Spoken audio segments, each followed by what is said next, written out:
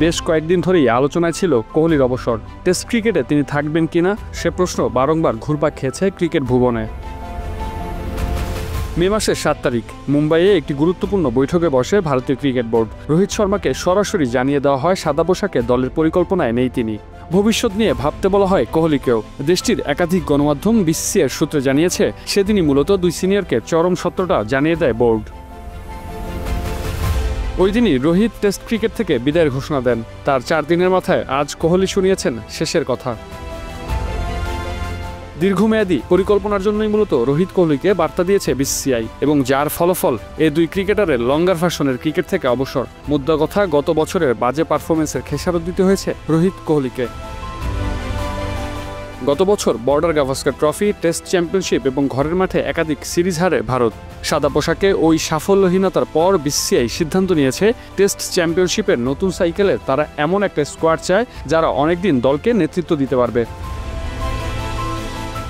বিরাট খেলতে চাইলে হয়তো টিম ম্যানেজমেন্ট তাকে ইংল্যান্ড সিরিজের দলেও রাখত। সেই সম্মানটুকু তিনি তো তার যোগ্যতা দিয়ে অর্জন করেছেন, কিন্তু গ্রেট অ্যাথলেটরা জানেন কোথায় থামতে হয়। তাই সম্মানের সর্বোচ্চ শিখরে থেকে সাদা জার্সির মায়া ত্যাগ করলেন এ ফরম্যাটে ভারতের হয়ে চতুর্থ সর্বোচ্চ রান সংগ্রাহক। 123 ম্যাচের বর্ণাঢ্য ক্যারিয়ারে 30 সেঞ্চুরি আর 31 হাফ সেঞ্চুরিতে রান করেছেন 9320। একটুখানি আক্ষেপ হয়তো থাকবে, আর অল্প কিছু রান হলেই যে 10,000 রানের এলিট ক্লাবে নিজের নামটা লিখতে পারতেন। তবে নিজের অবসর ভাবনায় অবশ্য কোনো আক্ষেপের কথা শোনাননি এ প্রজন্মের সেরা ব্যাটসম্যান।